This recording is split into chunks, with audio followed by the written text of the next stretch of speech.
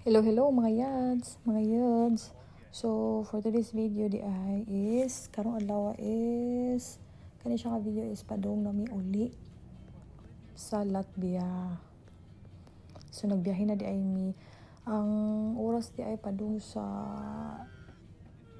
Moscow to Latvia is 8 or 9 hours depende kung traffic sa Moscow, maabot siya 10. So karong adlaw is traffic siya kay weekend man siya, walay trabaho ang uban kay padung sa ilang village mag-rest, so medyo traffic. So murag maabot gid mi aning mga 10 siguro mga yads. So enjoy sa video biyahe. Kini siya napami sa Moscow ani.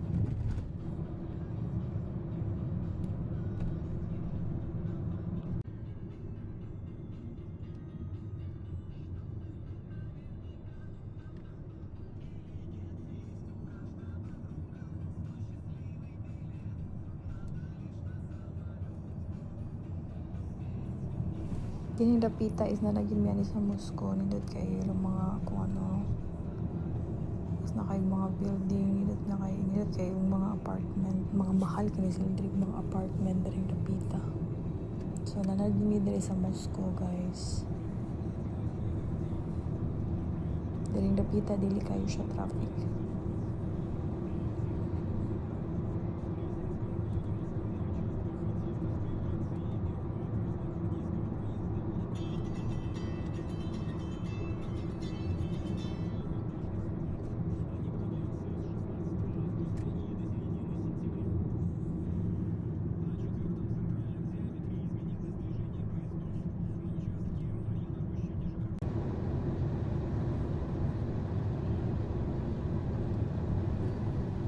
Yeah. Fast forward ta dring dapita mga yads, nakalagpas na mi sa immigration. Touchdown Latvia na mi, padung na mi sa Riga. Mga 3 hours ang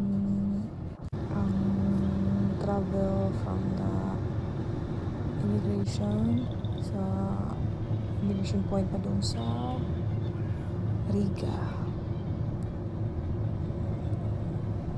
Kapoy na kay katugo na kay pudara. Now sa mga haggard kay mga now katugo na kay stanan. Agi di ay mga kuan, mga village village sa Latvia, mga small city.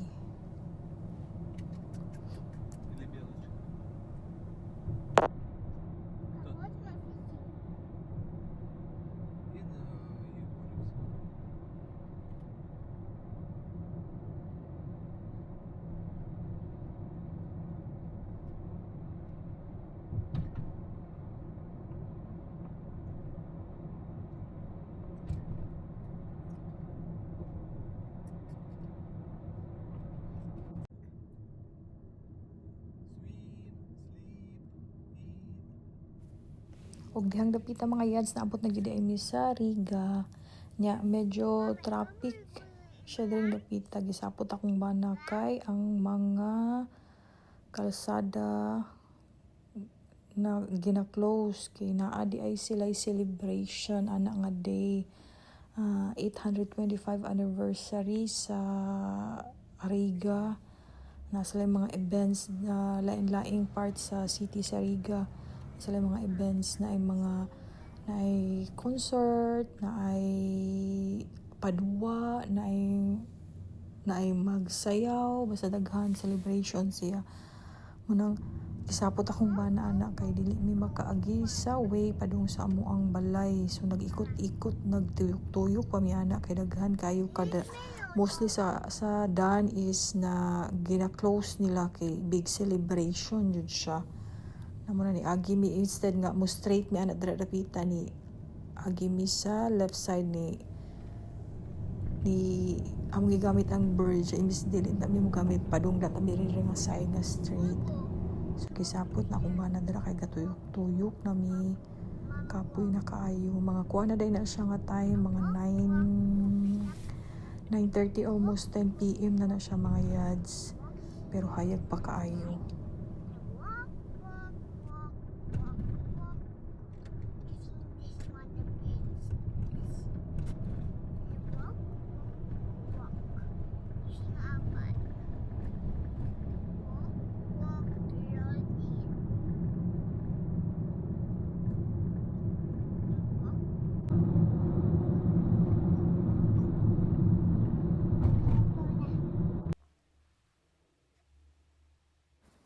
Salamat sa Ginoo naabot na gid mi sa balay perting Kapuya.